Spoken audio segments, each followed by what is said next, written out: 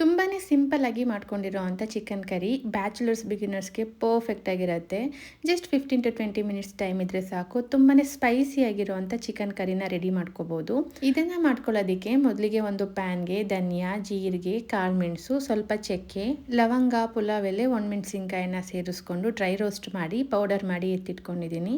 ನಂತರ ಒಂದು ಪ್ಯಾನ್ಗೆ ಎಣ್ಣೆ, ಸೋಂಪು, ಸಣ್ಣದಾಗಿ ಕಟ್ ಮಾಡಿ ಇಟ್ಕೊಂಡಿರೋವಂಥ ಈರುಳ್ಳಿನ ಸೇರಿಸ್ಕೊಂಡು ಈರುಳ್ಳಿನ ಚೆನ್ನಾಗಿ ಫ್ರೈ ಮಾಡಿ, ಶುಂಠಿ ಬೆಳ್ಳುಳ್ಳಿ ಪೇಸ್ಟನ್ನು ಸೇರಿಸ್ಕೊಂಡು ಹಸಿ ಸ್ಮೆಲ್ ಹೋಗೋವರೆಗೂ ಚೆನ್ನಾಗಿ ಫ್ರೈ ಮಾಡಿಕೊಂಡು, 1/2 kg ಚಿಕನ್ ರುಚಿಗೆ ತಕ್ಕಷ್ಟು ಉಪ್ಪನ್ನು ಸೇರಿಸ್ಕೊಂಡು ಚೆನ್ನಾಗಿ ಫ್ರೈ ಮಾಡಿ, ಅರಿಶಿನ ಪುಡಿ, ಖಾರದ ಪುಡಿನ ಸೇರಿಸ್ಕೊಂಡು ಮತ್ತೊಮ್ಮೆ ಚೆನ್ನಾಗಿ ಮಿಕ್ಸ್ ಮಾಡಿಕೊಂಡು, ಈ ಹಂತದಲ್ಲಿ ಟೊಮ್ಯಾಟೊ ಪ್ಯೂರಿನ ಸೇರಿಸ್ಕೊಂಡು ಲಿಡ್ ಕ್ಲೋಸ್ ಮಾಡಿ ಚಿಕನ್ 80% ಕುಕ್ ಆಗೋವರೆಗೂ ಚೆನ್ನಾಗಿ ಬೇಯಿಸ್ಕೊಂಡು, ನಂತರ ಮೊದಲೇ ಮಾಡಿಟ್ಕೊಂಡಿರುವಂಥ ಪೌಡರನ್ನು ಸೇರಿಸ್ಕೊಂಡು ಚೆನ್ನಾಗಿ ಮಿಕ್ಸ್ ಮಾಡಿ ಗ್ರೇವಿಗೆ ತಕ್ಕಂತೆ ನೀರನ್ನು ಸೇರಿಸ್ಕೊಂಡು, ಚಿಕನ್ ಕಂಪ್ಲೀಟಾಗಿ ಕುಕ್ ಆದಮೇಲೆ ಕೊನೆಯಲ್ಲಿ ಕೊತ್ತಂಬರಿ, ಪುದೀನನ ಸೇರಿಸ್ಕೊಂಡು ಮತ್ತೊಮ್ಮೆ ಚೆನ್ನಾಗಿ ಮಿಕ್ಸ್ ಮಾಡಿಕೊಂಡ್ರೆ ತುಂಬಾ ಸ್ಪೈಸಿ ಆಗಿರುವಂಥ ಚಿಕನ್ ಕರಿ ರೆಡಿ ಆಗುತ್ತೆ. ಇದನ್ನು ಬಿಸಿ ಅನ್ನ, ಚಪಾತಿ, ಪೂರಿ, ಮುದ್ದೆ ಜೊತೆಗೆ ಸರ್ವ್ ಮಾಡ್ಕೋಬೋದು.